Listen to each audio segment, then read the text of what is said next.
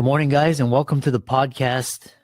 From Tennessee, I have Rob Broadhead, and he is an entrepreneur. He's also a podcast host. We're going to talk all about technology, AI, how to add value through your tech stack, and what AI is doing to the jobs economy. I'm really happy to have him on to add value to the audience. So, Rob, welcome. Oh, thank you so much. I'm glad to be here. Yeah, and briefly introduce yourself, and we'll dive into the questions. All right. You took a lot of that, covered it. I've been doing technology for a little over 30 years, software development from just about all stripes, from very junior developer up to fractional CIO, CTO, have worked with small companies, startups, large companies, Fortune 500 types. And I have seen the evolution of technology over the last couple of decades. And a lot of my focus particularly the last decade or two, has been helping businesses find a way to leverage technology to do business better so they can spend more time working on their business instead of in their business. Interesting. Yeah. And we'll dive into the questions. When people come to you, what are they seeking solutions for, or problems to solve, frustrations? How do you help them? A lot of times the frustrations and the problems they're trying to solve are a little nebulous. A lot of it's things, it's going to be situations where it's like, we know, for example, we know we need to use technology. We've made this investment, but we're not really sure how well this investment's working out, or we've lost track of it. Sometimes we've grown a little bit. And so now we've got technology sprawl, where we've got a lot of different applications. We've got a lot of different things going on, and we need to streamline it. We need to sometimes it's just, we need to have a picture of what we have and an idea of where we're going with it. It's a especially when you've got whether it's an entrepreneur or runner, whoever, founder of a company or something like that, CEOs even sometimes, they're not technical. They know that's a part of the business, but they're trying to figure out how to make the most of that investment. And that's where we like to step in and say, okay, let's take a look at where you're at and where you can go with it. And along those lines, what's the biggest mistake businesses making with technology today? I guess the best way to say it is they underestimate it. Technology has come a long way, particularly if you've been in business even 5-10 years or more. There are a lot of things that were out of reach when you started your business that now are very accessible, even with any budget for a business. So there is a lot more out there that technology can offer you, probably because that's just not where you're not keeping up with it. What's interesting was today I was reading some of the news feeds and articles on LinkedIn, and for example, Amazon's gotten rid of, I think it was like 12,000 jobs, and all these firms are eliminating positions and using artificial intelligence. What do you see AI? How is it changing small and mid-sized companies, and how should companies be approaching technology? I think like a lot of the technology advances, I think some people are jumping a little too soon into this, and they're thinking like, hey, this is going to be the thing that's going to solve all our problems. It's not. It definitely is. It is definitely a game changer, not to use that sort of common word, but it is something that is changing the landscape. There are a lot of tasks that will help you do quicker if you leverage it correctly. I think a lot of companies are going to find out that they've replaced humans with AI, and it was a mistake, because artificial intelligence still is just, honestly, at this point, it's a very advanced form of a search engine. So it's really just going out there, it's finding stuff that's data and content that's already out there, and essentially gathering it, repurposing it, and it doesn't have enough smarts usually to be able to really do it in the most effective way. So I think that's going to be, I think there's a lot of people, there's some jobs that are being lost right now as people are being downsized. I think those are going to essentially be replaced or evolve, and it's going to be more about us, the next generation of technology workers, and even I think a lot of businesses, and this goes into marketing and advertising and just about every area of business. The people that are going to be the next generation of workers here in the next few years are going to be those that can manage and delegate tasks and leverage AI, just like it's a virtual assistant or a junior staff member or something like that, and being able to use that to scale their ability to do what they do best. Yeah, interesting.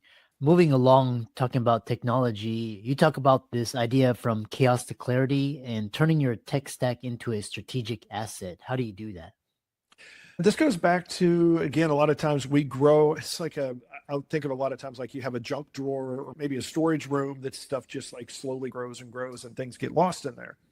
And I think a lot of times, I've seen a lot of times with businesses, it's the same kind of thing. Is you purchase something, you use it, but then there's something else that comes up and now you're using that. Or maybe you get a different couple employees in and they say, hey, we really want to use this tool.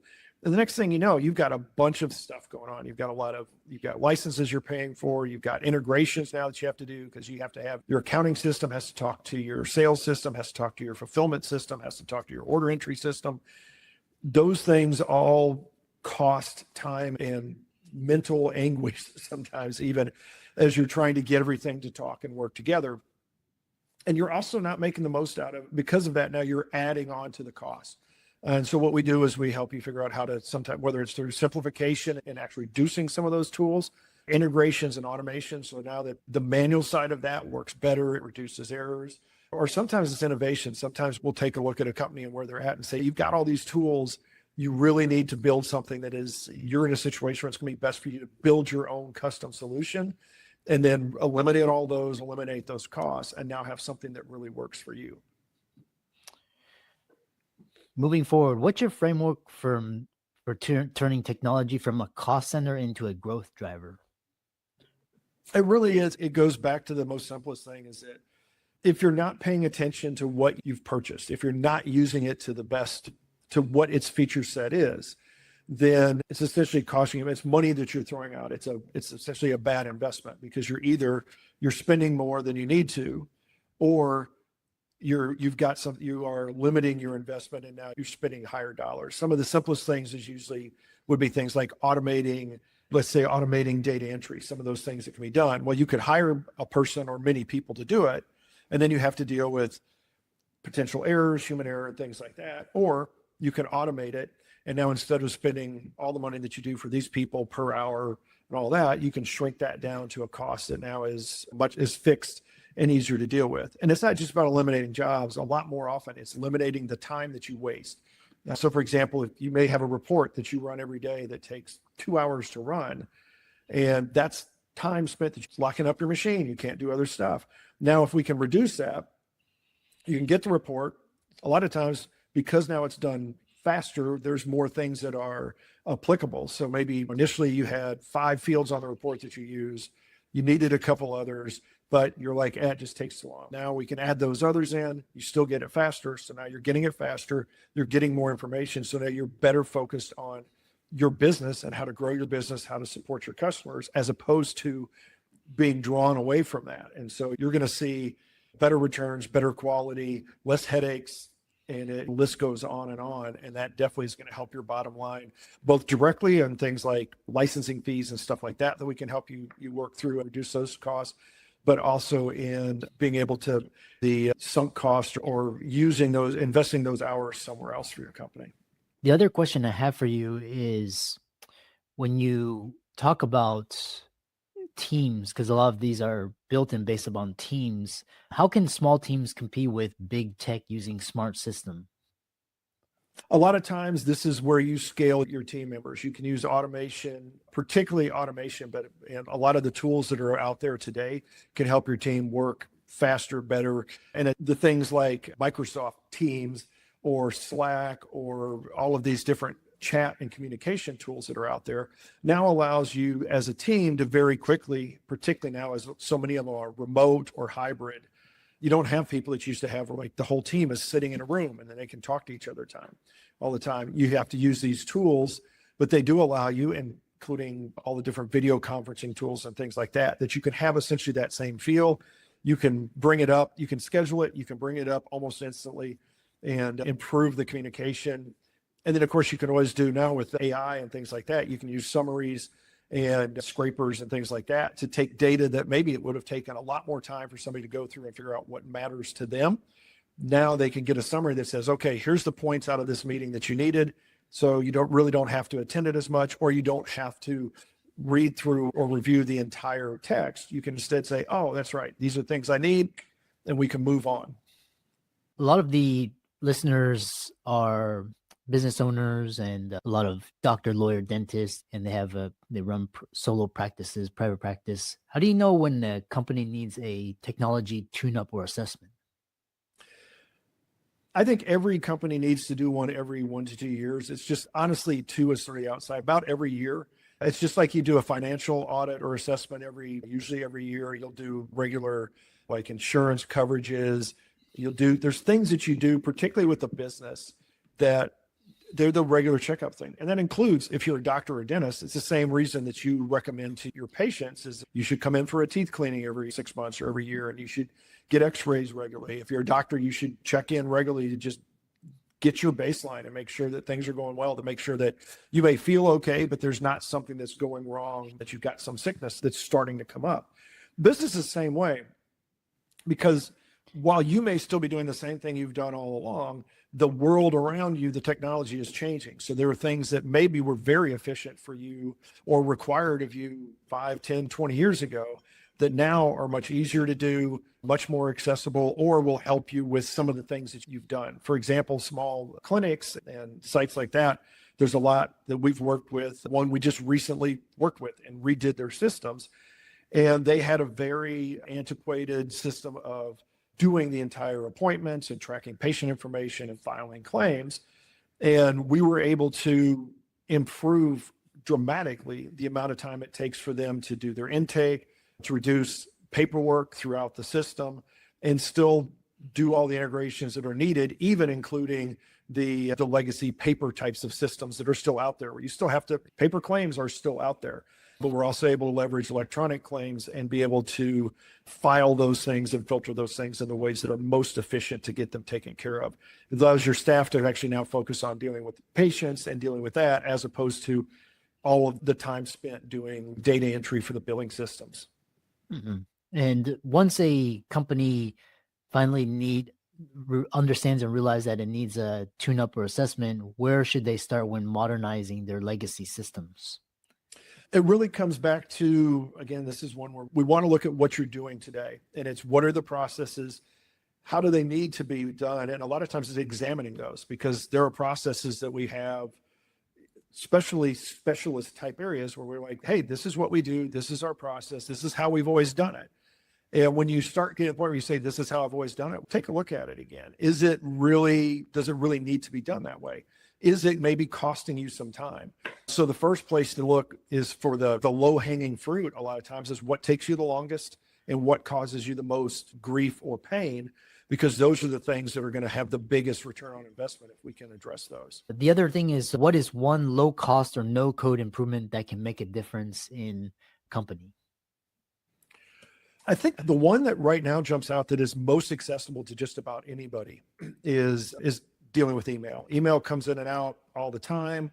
There's a lot of tools out there that are really good AI to just give you some templates and allow you to quickly respond. You can also integrate and talk to it on a regular basis and say, hey, here's my template, here's my approach, here's the tone. Go ahead and I want a response in this. And also you can use it. There's a lot of tools like that. They're now being built in to filter your emails properly, to do your communication.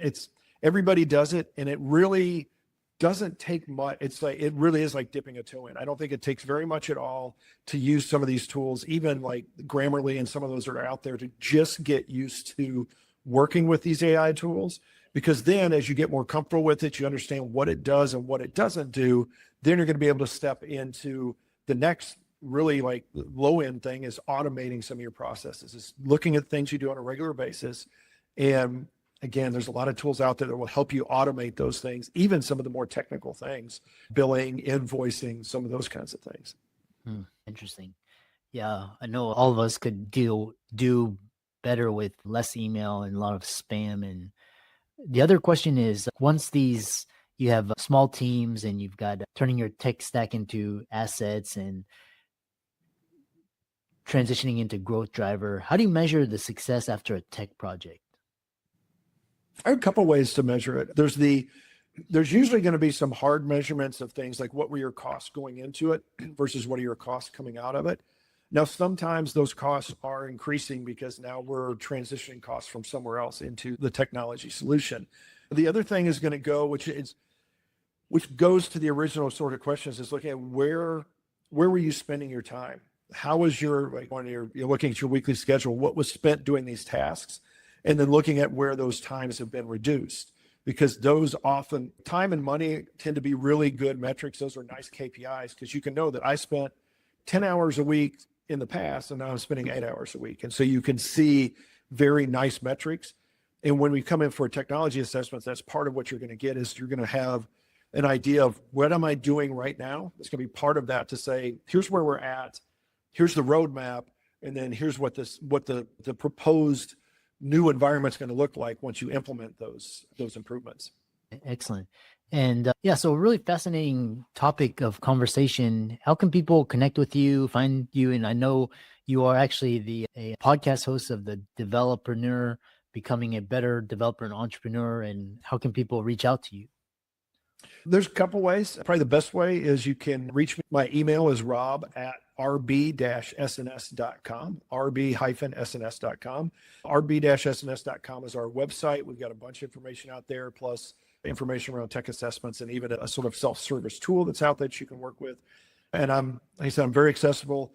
You can hear some of our stuff, depending on how technical you are, the Developerpreneur podcast, develpreneur.com. And we're out on YouTube and things like that as well. So there's a lot of different topics that may help, including like everybody, we've talked about AI quite a bit in recent episodes and seasons. Yeah, excellent. Thanks so much for coming on and really an interesting conversation.